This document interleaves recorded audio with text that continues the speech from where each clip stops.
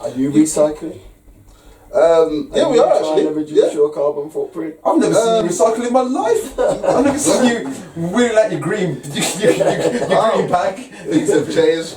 Things have changed. Come a long way. Right. So yeah, no, reducing carbon footprint. I'm not making a dent in the whole carbon footprint because I don't travel much. I actually don't go that far from my home, so I am conscious of it. But as I said, there's only so much you can do in it. I think. Do you know what? I think this just comes down to if you're feeling a particular way, you should ask yourself, what do I need to change? Is it my diet that I need to change? I'm talking health wise, physical or mental health. Do I need to change my diet? Maybe I just come away from water. Maybe things like coffee. I've seen people have a profound change in how they are because they've stopped drinking coffee and gone to like ginger tea instead, or as an alternative to build up their energy levels. For different reasons. So ginger tea is good for your digestive system. Yeah, digestive system, it's cognitive and all that. 80% of your immune system is in your gut. Absolutely. And they're saying now, a lot of people are saying that your gut health has a massive bearing on your mental health as well. So drinking ginger tea naturally will help your whole body, wouldn't it? Definitely. And I also look, everyone's different. We've all got such a unique genetic makeup that that's not one rule thing. You can't have a blanket thing for everyone because our genetics are so mixed up that fluoride probably doesn't affect someone in the same way that it does somebody else.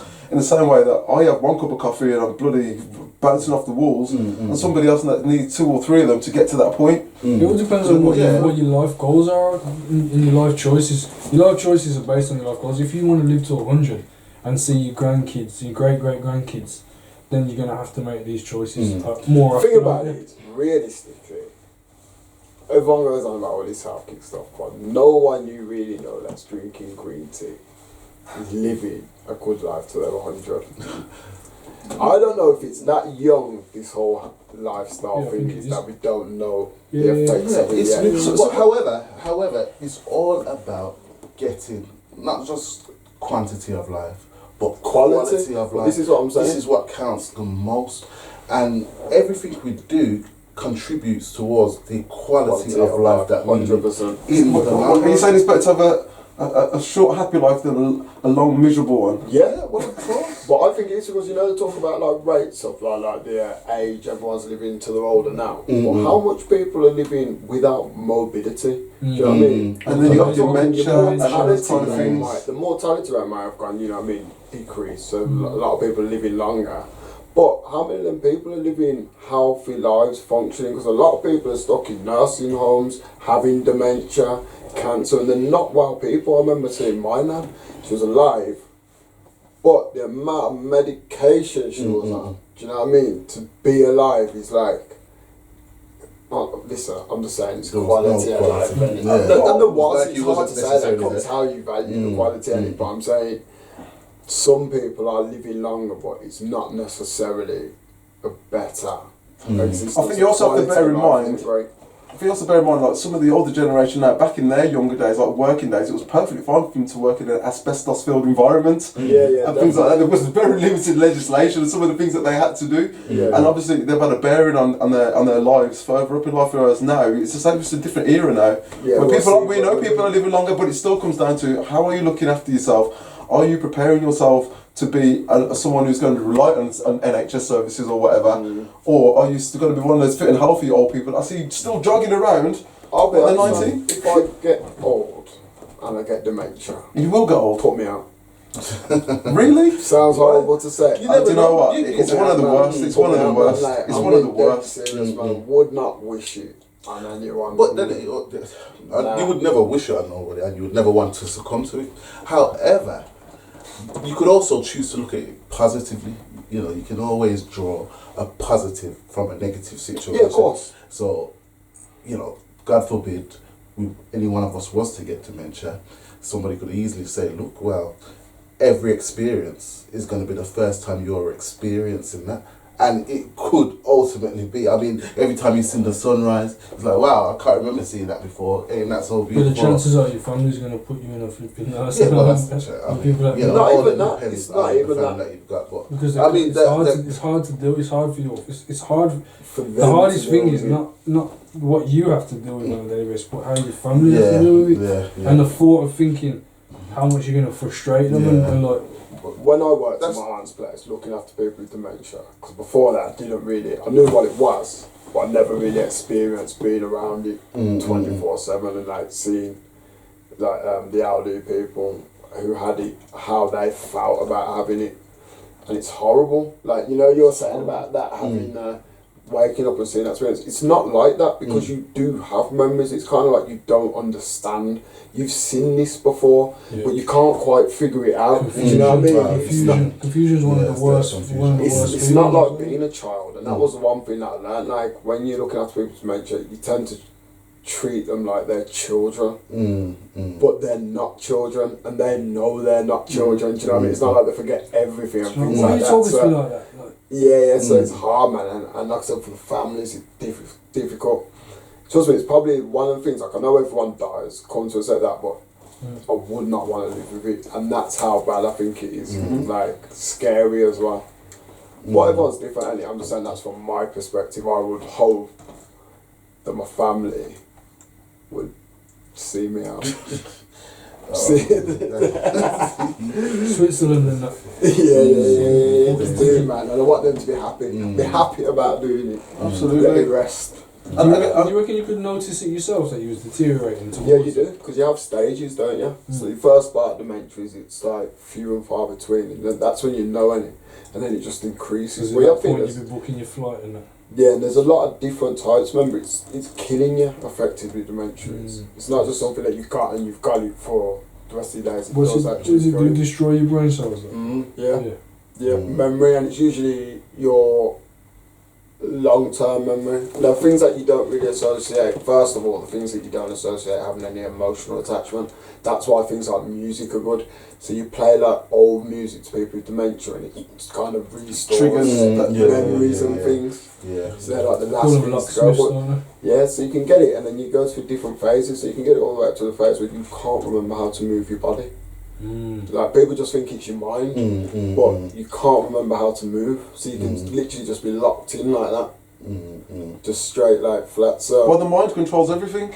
Yeah, the mind controls everything. Once the mind's gone, if you're not in control of it, it's in control of you. And the ultimate thing with dementia, as I said, I don't know loads about it. I know some people that have gone through that experience, and it just sounds horrific to just not have your memories, because as an old person, what you have at least is to look back and say, oh, I remember this, and I remember that person, I remember this memory. It's all the summary. It's all a full summary of your life. That will be your your go-to in your mind on a regular basis. But to lose all of that. Scary. If that's how it works. So causes dementia? What are the main causes, or what are they led to believe is a cause? Is it a disease or is it a build-up? I don't think they actually know at the moment, because you can only test dementia post-mortem, so they don't know whether it's a cause or effect thing. There's things that you have called, I think it's tangles and plaques that are in your brain, and they basically start to deteriorate like your memory and things. So I'm not sure. 100%. I want to know what the next brain flipping problem is when they introduce this 5G business. Well, this is what I was just going to say. It's the way that we have evolved as a species now, that things like Alzheimer's, cancers, and all these things have become more prevalent. You know, I think it says that cancer's gone up by 50 times since the 1980s. You know what I mean? So there's something that's going on, whether it could be down to the water that we drink, whether you're talking about Wi-Fi now, whether it's all the CO2 that's in the atmosphere. All these things are contributing now to a epidemic. Yeah, to an epidemic, and sometimes even a lesser quality of life now, where people are getting Alzheimer's at a younger and younger age. These things are happening. So I feel like while we're young, going back to the whole filtered water, and I don't know, everyone's seen this documentary, What the Health Now, trying to eat better. There's so much things that we can do to improve the quality of our life. It may not revolve. What's going on? There's a switch on the light. Go on. It may not guarantee a longer life, but you've got to give yourself the best opportunity. And now this is why. Definitely. I agree. And now this is why I'm promoting the whole CBD oil at a whole nother level. So, Back up in the blood. Oils by Bailey will be out in March. We're coming soon. But, yeah, I mean, no, but seriously, it's a great it's just again like eating, veg and fruit, very high in antioxidants. But there are so much benefits to eating naturally, drinking naturally. And then when we start talking about the cannabis and the CBD and THC, which again is just a veg because it's a plant that just grows, all the benefits that has that can contribute to a quality of life. Even people who are suffering with various illnesses, conditions right now, these are the things that, the doctors, the governments ain't necessarily telling us. It's stuff that we're having to find out for ourselves. You know what I mean? People are suffering unnecessarily. You know what I'm saying? You can say it starts with the water, we can say it starts with your diet, but there's also things, we're getting vitamin C's and vitamin D's and all these multivitamin fish oil that people are taking now. All these things that, they're all synthetic drugs in the main, you know what I mean? The extracts, isolates from a particular plant, put in a capsule with other additives and then sold to us over the counter, not knowing that we can actually go directly to the source. Yeah, definitely. But it depends where you are. So, like in the States at the minute, the message about marijuana is already flooding out. There's states all over the place where it's legal, or you can go down there for medicinal value. And there's people making big money off the back of it now. There's entrepreneurs left, right, and centre. Yeah. It's just legislation. It's just legislation, and there's For me, I've said this before. Even going to America, it's in some parts of America legalized in various different states. So certain states have legalized it, but it's still a federal crime, which means the government has still not recognized the legality of cannabis. But I need to look into that then, because there's some states, as I said, where you can go and you can openly go and get it and use it for medicinal value. And actually the law is it's not like in some states. Yeah, in some states it's completely not all states. Some states will have a different variation, or some of them won't really enforce it as much as other states. Some states it's still illegal, but it won't be enforced. Absolutely, that's the difference. But the main thing is, as I said, there's big organisations now who are jumping on the back of CBD and making money, or forecasting that it's going to be a big thing. You're talking about the capitalistic side or the financial gain, but it's not necessarily just about the financial gain. Because when you start saying, okay, well, a lot of people are making a lot of money from CBD and THC oil, in the same breath, or even beforehand, you should start talking about how a lot of people are having a better quality of life because these cannabinoids and cannabis has been legalized. You know what I mean? Absolutely. Look, I don't know loads about the subject, but I do know that the testimonies are coming out every single time about kids with epilepsy and all kinds of ailments. And it's like the government had to interject to give them back there was this thing in the news of the young child. The government had to give them back their medication, which is proof to say actually this is working. Why, if one child can have it, why should somebody else be deprived? Yeah. So you can see that the government's moving towards it, but we are still not there, and that is a crime on their own. Do you think we're closer than we've ever been before, though? Do you think we're closer than we've ever been before? Yeah, we're closer, but how come it's taken this long? Why has it taken this long? Why has it taken the cancer rates and the IBS rates and the anxiety rates and the stress rates and ADHD rates to go through the roof before it's like, oh shit, Because before... Maybe. And now people have had to find out for themselves to go abroad and then, class as smuggling in drugs to help their children. I don't think so, because I really Why has it got to this stage? I don't think it like that. Because realistically, you have to think of it, only up until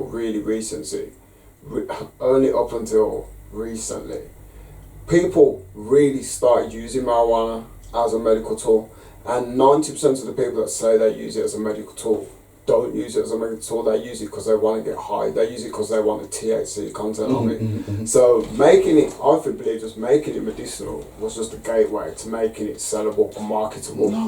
But I'm not saying it doesn't have an effect, but what I'm saying is the amount of people that smoke marijuana against the amount of people that actually use it medicinally that is going to outweigh that by loads. So not necessarily. and it is. And once there's an educational process that takes place, not only just your recreational users, but the medicinal purpose, people who are using it for medicinal purposes, I reckon that would rocket way above your recreational users. But not really, because what you have to understand is most people who smoke marijuana aren't taking CBD oils. So what you have to understand is technically you are, because THC and CBD is actually it's entwined. not the same thing, no, but it's entwined in the same cannabis plant. No. Yeah, they're entwined in the plant, but what they do is they separate it. Yeah, so it's not a case of they just take the plant, they extract CBD from the plant. Oh, so what you're talking? No, just very quickly. So very quickly, what Daryl's saying is, okay, with CBD, they extract it. There's a process that it goes through, and what that whole process is, I don't know completely. But they extract it from either the hemp or another part of it, so you get different variations of CBD as well.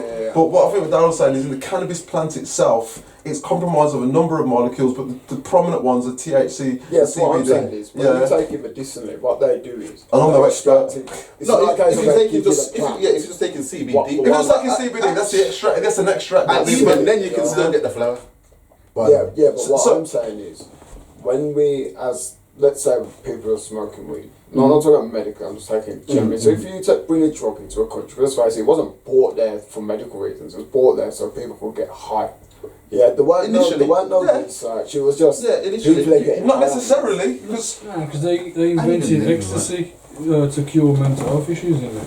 No, but that's different though, because the government actually invented it. So like the same way they invented LSD, so soldiers could have less empathy and go into war and things like that. That's different. They're synthetic drugs. Marijuana's it's a plant, it's a natural drug. So what I'm saying is, when people are growing it to smoke it, you might be getting that, but you are also getting psychoreactive agents that does have a detrimental effect. So I think it's very not necessarily. Big point for me.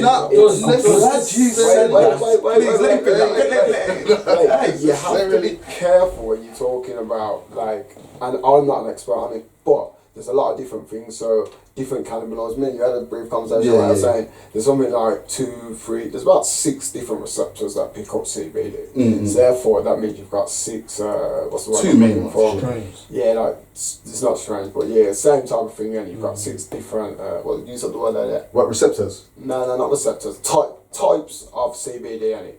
You've got different types. So ones that go for different receptors do different things. Whereas the same as THC. THC is very similar to cannabis, but it's not the same. So it doesn't affect the same receptors. So if you're taking more THC than you are cannabis, you're not having a medical effect. You just you're actually having a high effect. No. Whereas it's all going off now. Chomping at the bit. I want to let you finish. Again, I'm not an expert. I know exactly. Okay, so you've got 2 receptors in the body. You've got CD receptor 1 and CBD receptor 2. CBD receptor 2 is mainly found throughout the body, which is why CBD, and the one that's found throughout the body mainly works on the immune system and the inflammation system. CBD1, again, like I said, it's in the brain, so when you have THC, you get that psychosis effect. But it actually works on the nervous system, the motor system, and the emotional system. So just THC alone, because THC is the strongest molecule in the cannabis plant, it actually works on CBD1 and CB2 very well. So when we're talking about treatments now, the medicinal use for THC, in the brain, we're talking about... Oh, sorry, I already mentioned that. I'm high now, bro. I have to cut this. THC works very well for those things. So when we're talking about anxiety, stress, depression, it also works very well on the body, on the CB2 receptor, in terms of, the inflammation. If you're suffering with IBS, ADHD, I feel like I'm repeating myself. No. Oh, okay, yeah. Epilepsy, seizures. So THC, THC works very well with these things, but it works exceptionally well. The moment it becomes the miracle drug is when it's used in tandem with CBD. I'm being the advocate here a little bit, or the devil's advocate a little bit here. Is this for all those different things? There are human studies on the CBD effect. Because the question I was going to ask is all based on like actual studies? Studies over a 40-year period. These are facts. You can go out and research this for yourself. Please fact check me. Or the follow-up question was to be, because of the way legislation is in this country, are we stopping ourselves from finding out how impactful these things are for a wider range of ailments that people could be suffering with, and it could be a solution for them? And the reason why. Can I ask a question? How do you take CBD oil? Is it through a vaporizer? Is it best to just smoke the plant? Okay, so there's various. So you can take it in various different ways. What's the best way? There's no one best way. Okay. So it depends on what illness or condition, what ailment, what you're trying to treat. So a lot of people who vaporize it, it's very good for anxiety and stress. It's the whole inhalation and the exhalation,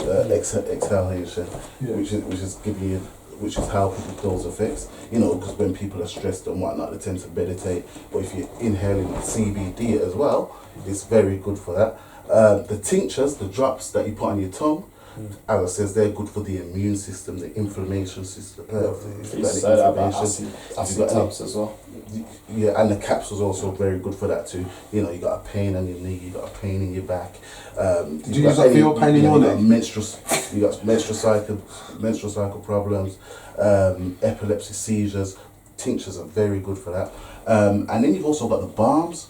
So anybody who's got, injuries or burns, eczema, what's the one?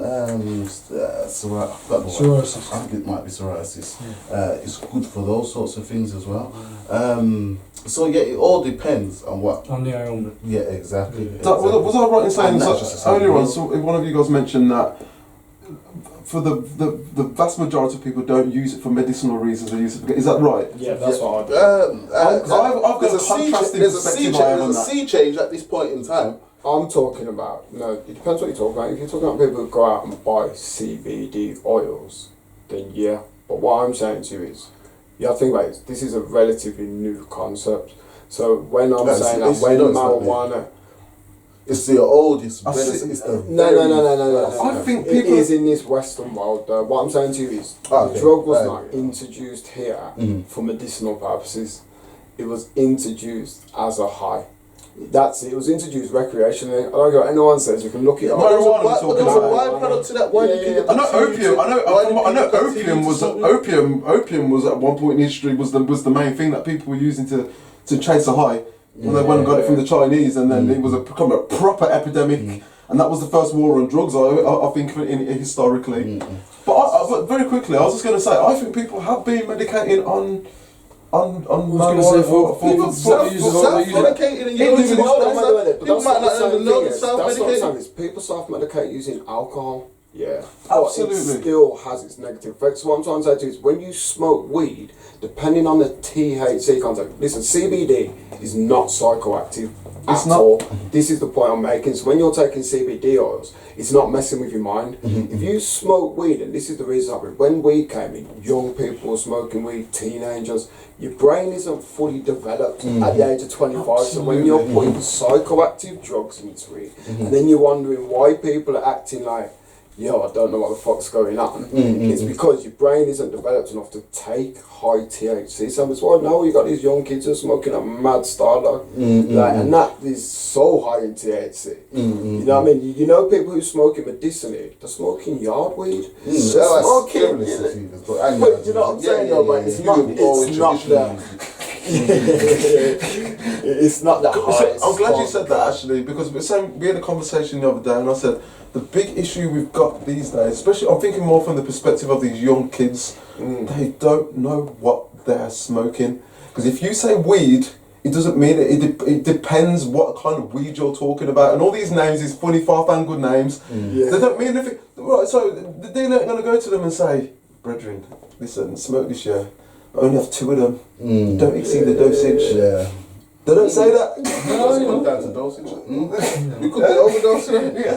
That could. No, Generally, I'm not. Listen, number one. overdose. Listen, I'm not talking about no one's run-ins or nothing like that. I'm just saying from a personal perspective, everybody's different, and so it's the same. Like some if you're a drinker, you can make an informed choice. You can go down to the to Tesco's or whatever, or, you know. I agree. So hold on, Darryl made a great point earlier. If we're in a society and we know the ills of what we do, shouldn't we try to reduce whatever we do? So if you're a government, you know the ills. So bear in mind, marijuana, and I don't know about the studies of over 4 years, but I don't know like there has been any longitudinal studies that have gone that deep into it. So, so what I'm saying is, how can you say to people, yeah, take this, when we know the effects do have psychoactive properties. They do. So it might be alright because everyone is different. So everyone might not be able to take it.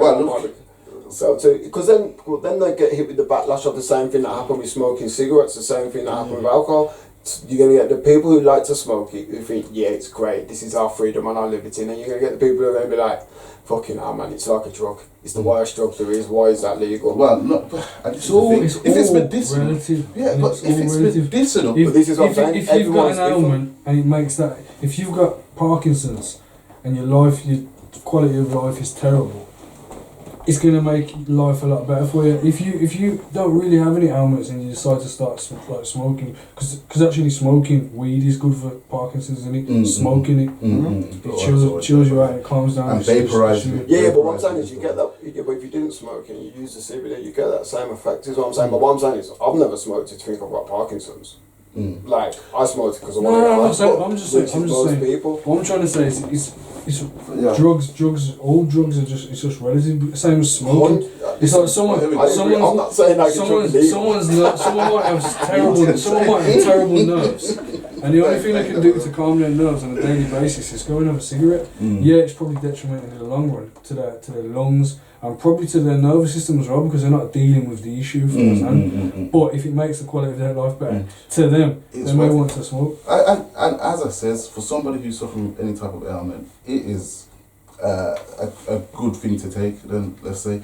And any drug that you get from the pharmaceutical companies or from the chemist or from your doctors, they all come with side effects, and not just one side, but many. You know, I'm saying till you end up taking a tablet for that side. I wouldn't say they all come with side effects. Well, name one prescription drug that doesn't come with any side effects. I didn't say any, but you said they all come with lots of side effects. And some people are affected and some people aren't. Well, paracetamol. Well, again, we don't know what's happening. I swear I've heard something about that increases the heart disease, the chances of getting heart disease. What's that? That's paracetamol and aspirin. So, for me, paracetamols as well.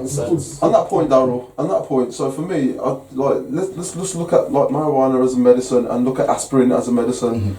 Aspirin, you can make an informed choice. You know what you put in your body. They tell you what the potential outcomes are, or they find a different medication. If that one doesn't work, they find one for you that is more beneficial. Whether it's aspirin or metazapine or any kind of pharmaceutical drug, whatever it might be. But with marijuana, as I said, it's in this particular country, we haven't got an opportunity to explore what a regulated body to say, actually, this type of marijuana for your anxiety treatment or whatever it is. And we know that women use things like marijuana for the menstrual cycle and all that kind of stuff. So you were making a good point earlier, you kind of got cut off. I can't remember someone cut you off. You were saying, with alcohol, you go into a shop and you can make an informed decision. Is it a Stella kind of night, or is it a Corona, or is it a special brew? It's a special brew. I think smoking weed or taking CBD, whatever, is going to be more beneficial than alcohol has ever been. Really. I'm not arguing the fact of I think that it shouldn't be. I'm just like saying to you, I think the timeline of it really isn't that bad. In terms of saying that now it's becoming legalised and now it's becoming, I just don't think it's that bad a time. But again, it's relative, isn't it? You say, no, because you're talking about CBD oil specifically. No, but you're talking. I'm going to say. Sorry. I'm going to say, like, if you start legalising CBD oil, then people are going to say, well, why can't we smoke? And more people are going to smoke. More people are going to be like just chilling. You know what I mean? And not really striving and chasing the things that they might do now. You know what I mean? A lot of people that smoke a lot more chill out. They don't really go out partying and they're more likely to sit in a house and kind of not spend money and things like that, and that's like what they don't want. You know what I mean? So it's going to have a knock-on effect, isn't it? For me, it comes back to, I know you use the analogy about the alcohol, but for some people, as I said, to make an informed choice, if one's got 80% THC and 20% CBD in it, actually they might stay away from that one. They're probably better off with one that's got a 60-40 split for whatever reason. That's just me. But they can make that informed choice, or they can sit down with people to help them, because if they are using it for their anxiety, if they are using it for mental health concerns, they know what they're having. They know what they're having. They know if you can make that informed choice. But at the moment, you just get given whatever you're given, and God knows what it's going to do to you. That's my point. You don't know what it's going to do to you. When everyone's coming up with this Gorilla Glue, what the fuck's Gorilla Glue? I'm expecting a man to come up with a spray can or something. Yeah, some tar-like thing. Do you know what I mean? No one knows what it means. No, they genuinely don't know what it means. If you are using it for relief, yeah. But there are people out there that have things to chase things. They want to chase the high. They will go on to try different things outside of marijuana. You know what I mean? They'll go, but there's other people that stick with it because it's worked for them on one particular occasion and it's kept on working. So look, it says here quickly, the medical benefits of CBD is pain relief. It has good effects on epilepsy, multiple sclerosis, amyotrophic lateral sclerosis, Parkinson's, inflammation, acne, dyskinesia, psoriasis, broken bones, mad cow disease, depression, bacterial infections, diabetes, arthritis, nausea, anxiety, ADHD, schizophrenia, substance abuse, heart disease, irritable bowel, and then it's got the benefits of THC are side effects to chemotherapy, multiple sclerosis, chronic pain, inflammation, and digestive health. So do you see what I mean? Like, you can tell by that list already. And again, don't quote me on this list because I haven't fact checked it. But do you know what I mean? That's just. But generally, there's loads of testimonials that will kind of corroborate that, and there are some human studies as well. Again, that will corroborate that. But obviously, you can fact check that for yourself. And my problem is once this becomes legalized, then we would all then get that education. Yes. But until that point, the education is the biggest part. West. And yeah, it really is. And whether it's legal or not, people need to learn. Yeah, but my problem is the timeline. Why has it taken so long to get here when people are still having to go through chemotherapy, surgeries, and all these things to remove cancers and tumours and everything else that's going on, as well as many other things like Parkinson's? We know the answer to that because it's more it's probably more effective at stopping it and more effective at letting these things develop and things like that.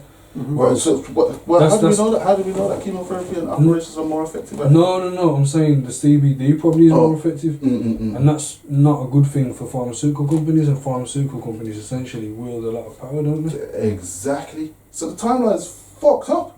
So now we know about this. Now we know about. Again, I encourage everybody to do as much research on the benefits of THC and CBD and how it can make your life better if you're suffering any ailments. Have you said? Is it? Yeah. Is it because we're now? Shut real soon. Websites. Is it because? Shameless plugging going on here. I didn't want to come until next month. What shit was over? I'd have been in the job. I was telling you staying on the street that you come on. Like, this is it. But yeah, no. But as I said, it's not just for financial gain. Because when you first started, we mentioned a lot of people are making a lot of money out of this, but a lot of people are living a better quality of life because of this, you know what I mean? And I feel like that's what we've been missing out on here in the UK, and most people are just taking it recreationally, self-medicating when you're stressed, when you're tired, when you're feeling anxious, when you just had a fucking knock, you want to light up a split, and then, it makes you feel the way, you feel. But at the same time, you're probably self-medicating at that point in time and don't even know it. Look, I was with my limited knowledge, as I said, I think people, I feel comfortable saying people have been self-medicating on it for a hell of a long time. It's nothing new. I think what's happening now is, because we're in this era of information, it's not far that you need to go and find testimony from a wide range of places, because sometimes people think marijuana, think Jamaica, think or things like that.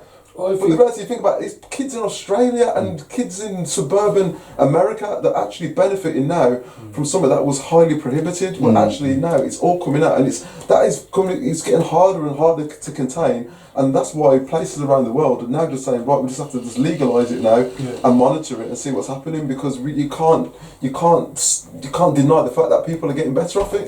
But on the flip side, you can't deny that. So very quickly, as I say, on the flip side, you can't also deny that. And for some people, it can cause them problems. That, to be honest, and you need to look at both sides of the coin. I was one of these. I was somebody who actually caused problems for, which is why I gave up. When did I give up? I think about 2012. Bro, I smoked too much weed. I used to wake and bake. I've always been around weed. Weed's always been around me. I could eat a packet of crisps. I could eat a packet of crisps. You take two before bed and What sleep. do you think about the criminalisation of drugs in general? Like, do you mean the everyday person that smokes, that goes into their house, closes their door and smokes and don't bother no one? Or you talk about the transit? Just drugs in general, like Class A, Do you Class think it B, should be Class classed as C. a criminal? Do you think it should be classed as a criminal offence? No. Do you think it's helping things by criminalising it's it? not. It's really. I don't Not think just it weed. A lot of these people need help. They need like different therapies. They need it's an educational thing.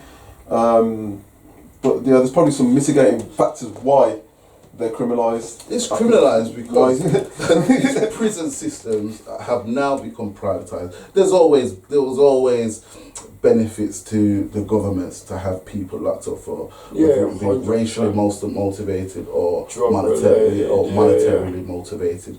But keeping prisons full is profit. Big business. Big business to a lot of these private corporations right now. More so in America, but we're now seeing that system's now being adopted by the UK as well. Decriminalising drugs means, well, hold on a minute, the crime rate is going to fall drastically, and there'll be a lot less, probably 80% less criminals. And all that would be is that they probably would have to hire more social workers and drug workers and everything else. It makes you wonder why they don't actually do that instead of hiring, prison guards and wardens and all the rest of it.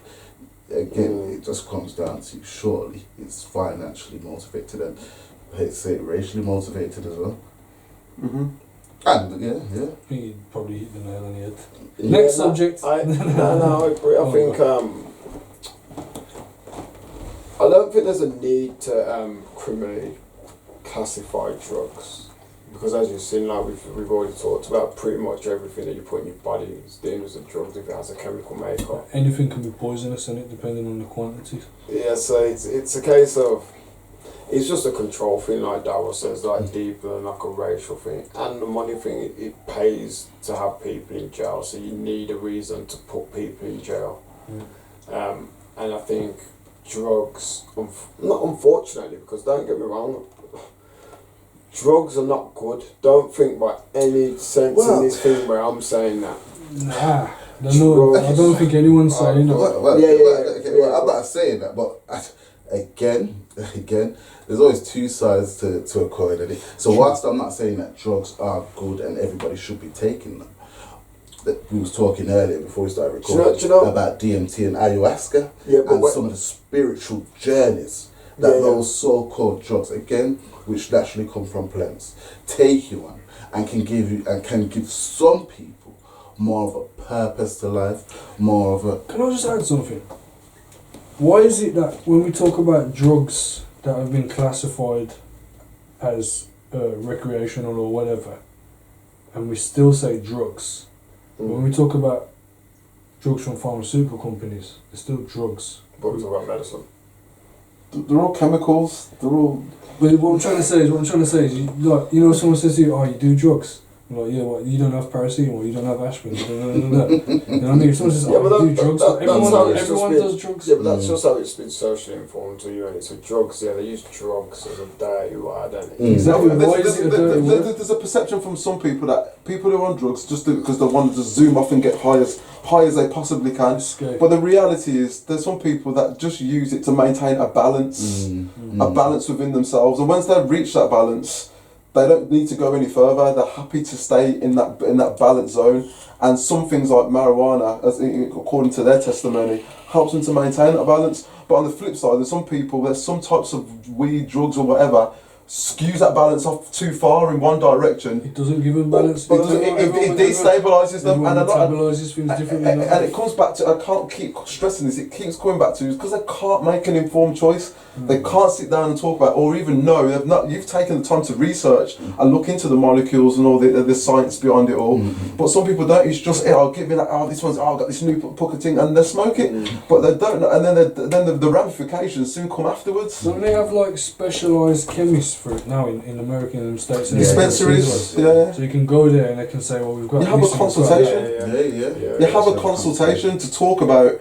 Well, the first part is, do you even need to smoke it? Yeah. Maybe it's just that you need to do some medication. Maybe you just need to try something else first.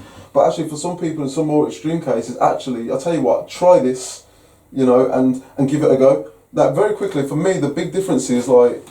And I can talk about my journey. I'm not ashamed of it whatsoever, because I've tried that pharmaceutical route, and you are a bit like a guinea pig. They will say, try this, see how you get on.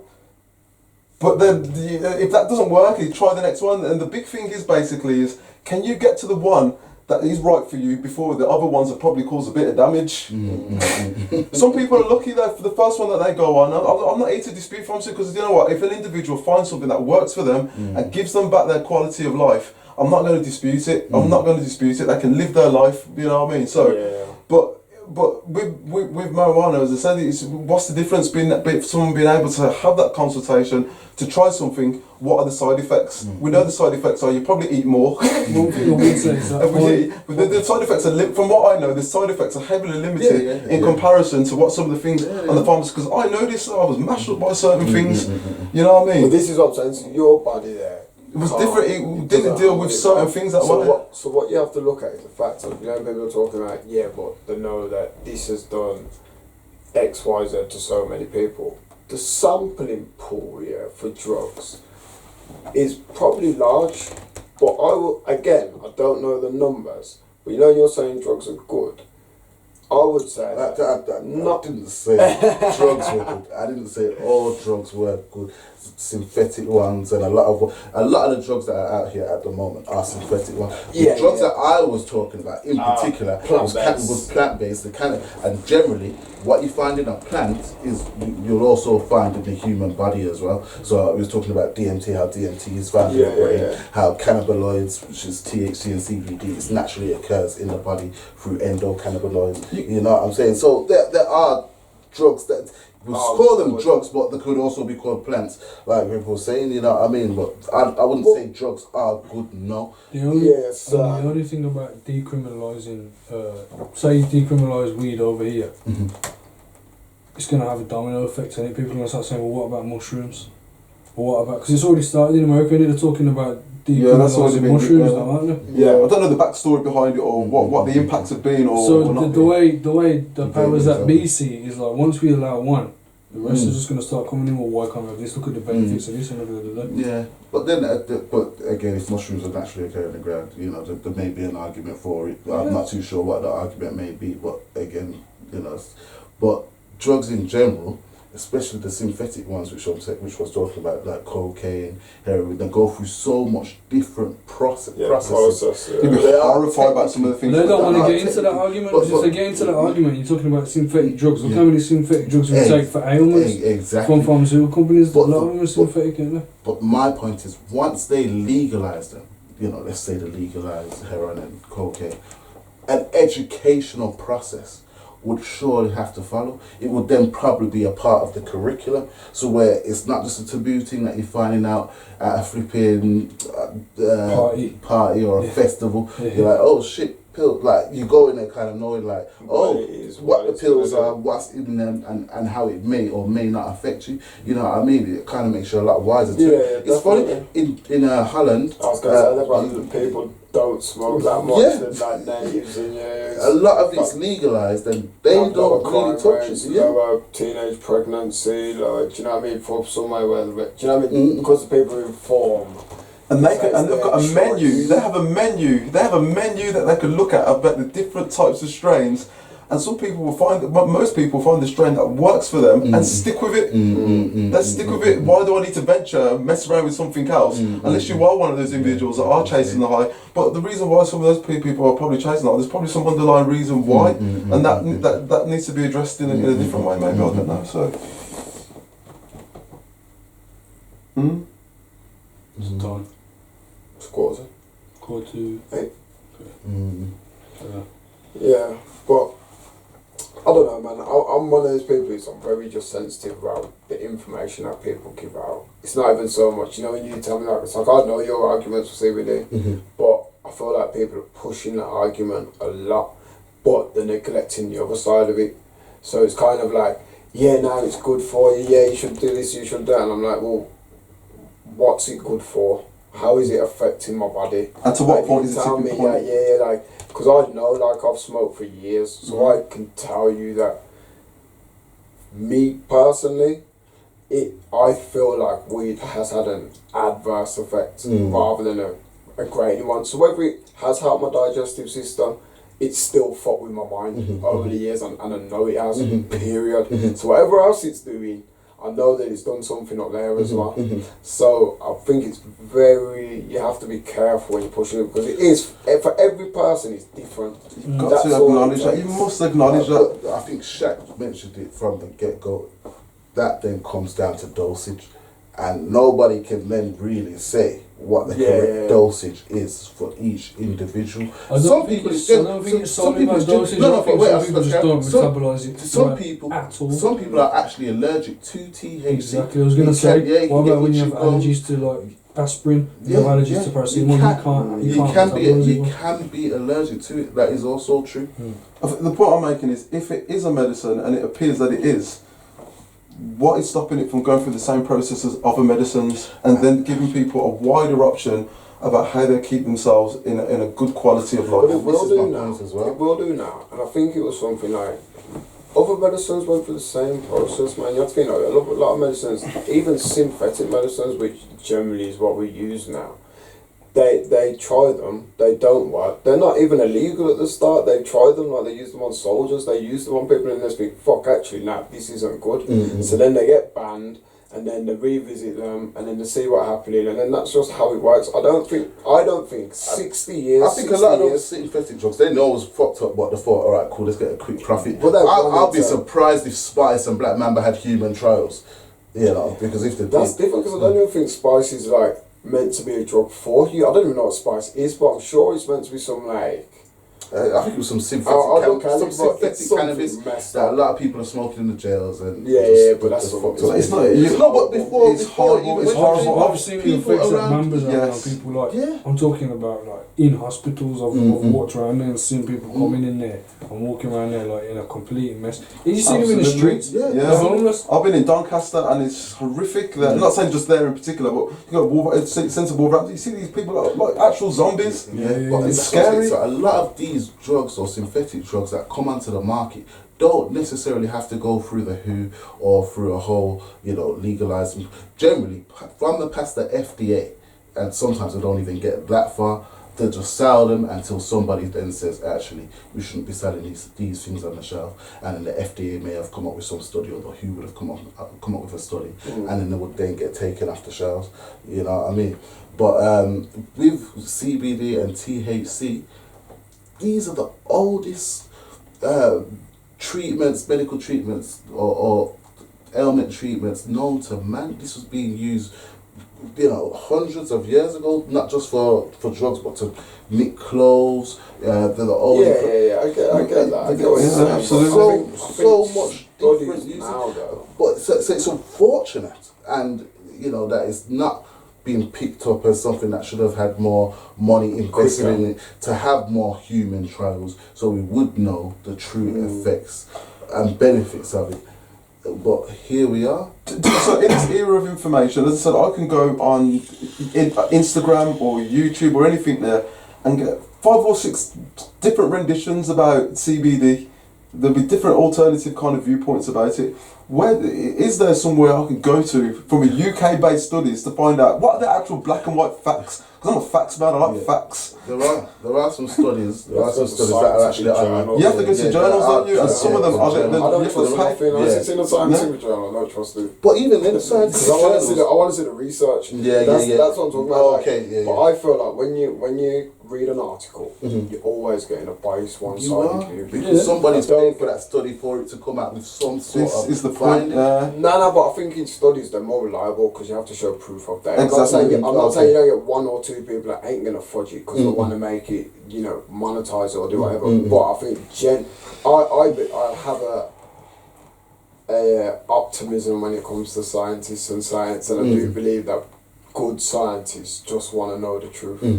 So I think that their studies should be unbiased and they shouldn't have things like confirmation bias. So you should be able to find their good findings and their bad findings in it. So if I'm looking up something with health or CBD, I'm gonna go to a scientific journal to look it up. I'm not gonna read fucking Wikipedia. Yeah, I'm gonna read fucking Aunt Peggy's marijuana cupcake journal on a Thursday to find out what's going on. That's right. And it's been 3 years.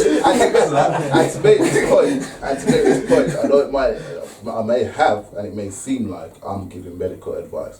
No, I know you're not saying I am, but just to say, I am not a doctor, so I cannot give that medical advice. However, what you can give are testimonials, how people have said it's worked for them. You know what I'm saying? My missus, she's got a bit of eczema that's come up on her thumb. We read some article in one newspaper talking about how this woman brought some cream off Amazon and she used it for 6 weeks. It wasn't actually CBD, it was some next cream. She's used it and it actually worked for her. So my girl went and brought it, I was like, it may work, it may not. I'm not too sure what that cream was.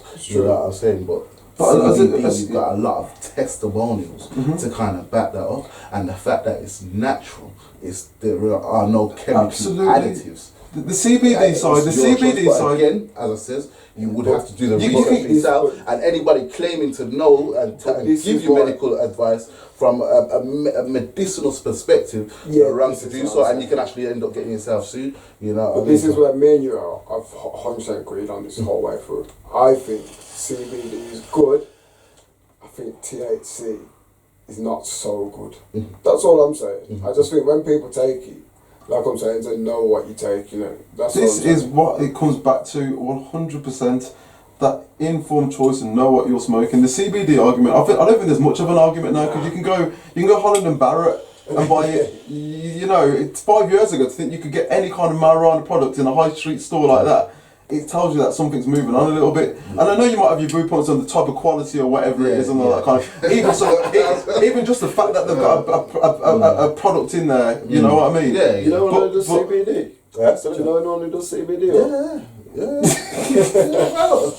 Loads, come on. Dishing that floor in the car. By the sounds of things.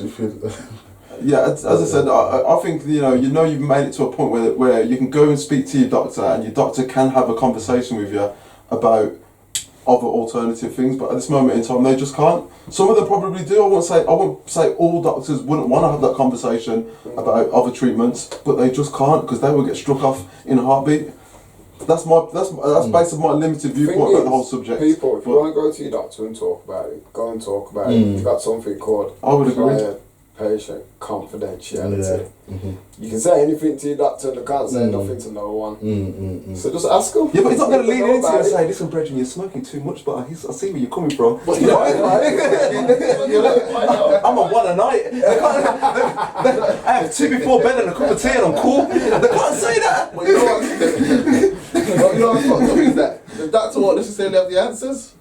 They're not taught. They don't know nothing about holistics. And holistic treatments. That's not their fault. That's the problem. That's with the where medical system. Yeah. I mean, the medical system that doctors are taught to prescribe very reductive. It's in a very reductive way. So it's always the biomedical model. Like you've got an ailment, take this drug to cure it. You might have side effects, or not to cure it. To suppress it, suppress it. Let's just see how long you can suppress that ailment for, and then we'll deal with the downside later. Our medical system is fucked up. I mean, UK, the NHS is the best in the world for treating trauma. Illnesses and conditions, not so much. In Japan, the way that their medical system set out is totally different. You pay your doctor, so as long as you're not sick, you have a direct debit to your doctor, you're paying £30 a month. The moment you become ill, those payments stop. Yeah, so it's in their best interest to work day and night to get you back to your full health. So you can see how their system's set up to design to keep you healthy. They've got the longest life rate. It was about 5 years ago. It was about 85. Yeah, people live the longest life in Japan. Not surprised I don't do fuck all. Well, look, and in the UK, sorry to our Japanese viewers out there. I love you. In the UK, if your surgery is not full, you've got no more surgery. If you've not got a full surgery, they will close your surgery down.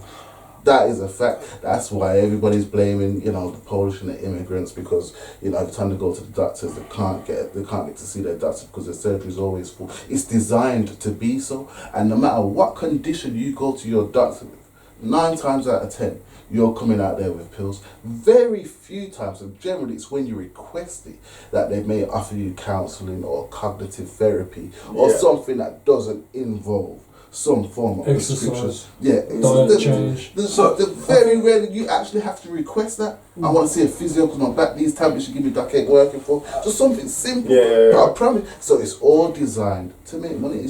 And these are the people now that we're trusting to give us the answers on whether this thing is really going to go. Do you know what? I'm gonna bring my Japanese viewers and bring them back into this a little bit, alright? So you talk about like the medical system, but I think I think a big thing you got for some countries like Japan is it's just their lifestyle. It's their diet. The diet. They're always in exercise. They've been on the meditation thing for how long? And you can look at them, they don't age, they stay quite young and they're quite active and all that kind of thing. So sometimes a lot of it's about the society and how much they put on themselves and their responsibility to stay healthy.